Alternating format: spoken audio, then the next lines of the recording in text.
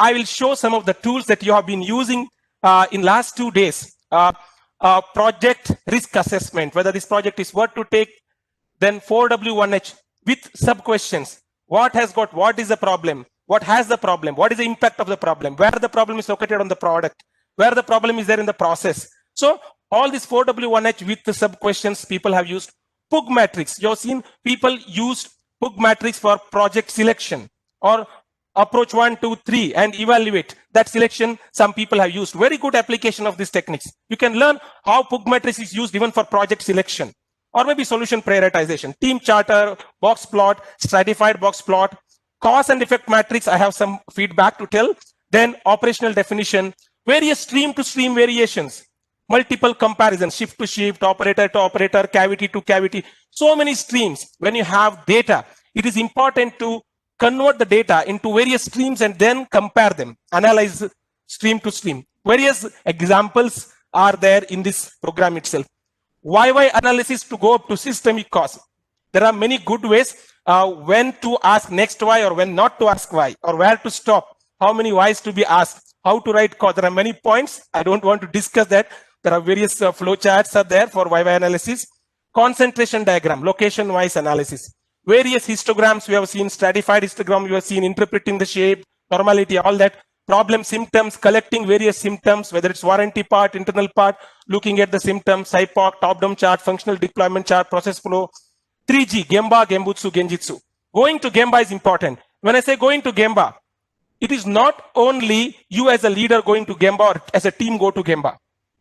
Each team member goes to Gemba separately at a different timing and identifies a maximum number of abnormality.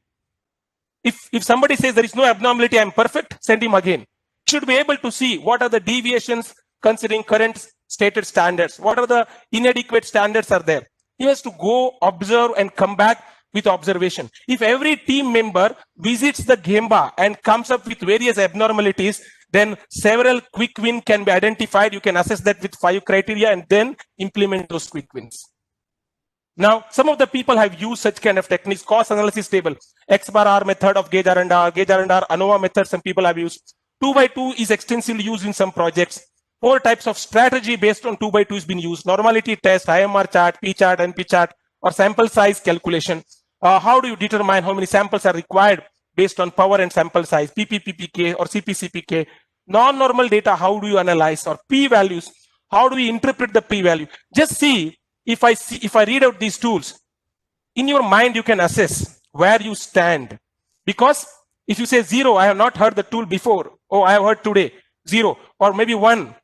I know what I have some understanding what is this tool, but I have never used it. Maybe 2 or 3. You say, yes, I have got training on this, but I have never used it.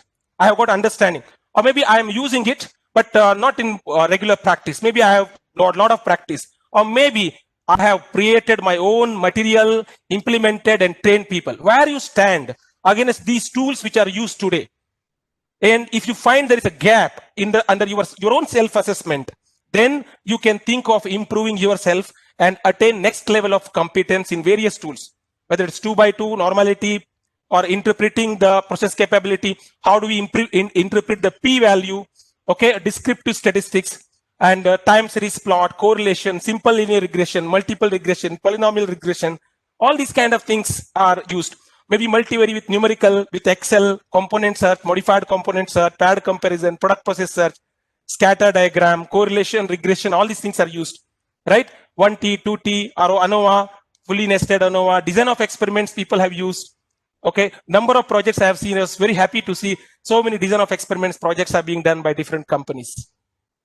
I remember some years ago when we used to teach DOE, we were having very less case studies, maybe 10, 15 years ago. But over a period of time, I'm seeing so many very good, excellent DOE projects are done. And if I search, I find now hundreds of DOE projects in my list of case studies, several hundreds. Very good to know that you're able to use that and crores of rupees is saved through such kind of project. Then some people use experimental planning, full factorial DOE, fractional factorial DOE, residual plot, or such kind of things. And human error prevention principle is used by some people. Some people linked all these things to daily management and did the improvement in the daily management. logistic regression, binary regression, Taguchi DOE, non-parametric tests like sign tests, one sample sign test, or Kruskal-Wallis or Mann-Whitney U test, and such kind of tests are used. Contour plots are used, overlaid contour plots are used. Please assess yourself where you stand, depending on kind of tools people used in these 2 days which are presented. Okay, this will tell you that there is so much to learn. There is so much to learn. Warranty problem, how they generated various clues. Boundary diagram, how the interactions of multiple parts are studied with a boundary diagram and interface matrix, whether interaction is necessary, physical, energy, information, material, whether all these interactions are necessary. Boundary diagram, interface matrix, general linear model is being used, best subset methods are used, pairwise Tukey's test is used. Then in lean project, cycle time, assigned cycle time, takt time, this comparison is used. MSA Kappa method is being used. Warranty with so many stratifications, whether it's a dealer wise, whether it is location wise, product model wise, plant wise, so many stratification analysis has been done. Various standardization and implementation based on the standardization is being done. These are some of the points that I mentioned as a part of tools used by the people. Now, let me tell you that so much of good work you have done, and I'm sure you have been concentrating last 2 days to learn from each other. Here there is one interesting saying. It says, Acharya padamadatte padam shishya swamedhaya. It means one gains 1/4 of the knowledge from the teacher. From the teacher, you can learn 1/4. Padam shishya swamedhaya means with your own ability, with your own self-study, you can learn another 1/4. Padam swabhrahmacharibhya, that means from your colleagues, like now you're attending and seeing other presentations.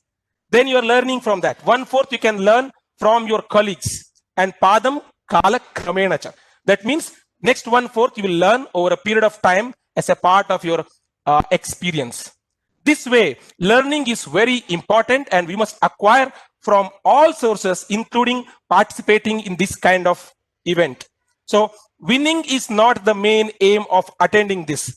Okay, of course you will strive to make best project, but your main aim should be how can we learn maximum and where we can implement these kind of things in our company or in different project, what kind of technique people have used.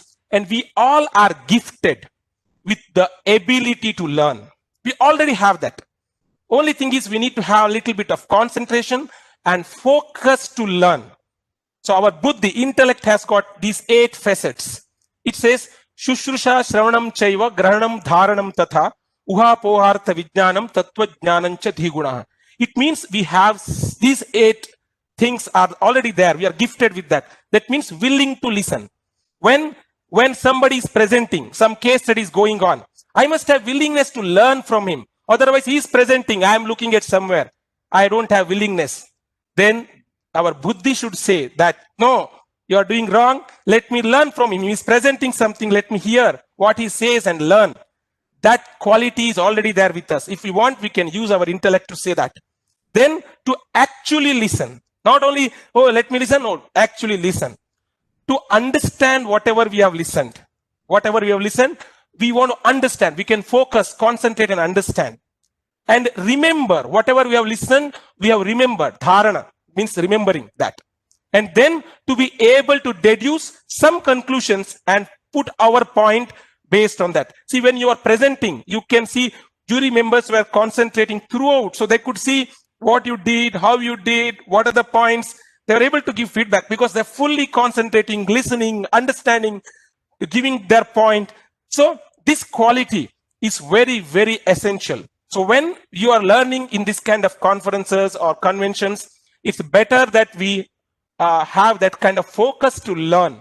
And then formalize your thought and then put forth your point, and then you can get knowledge around it. Not only that, what he said, what is the knowledge around it, and create a philosophy. All these facets are already there with our intellect.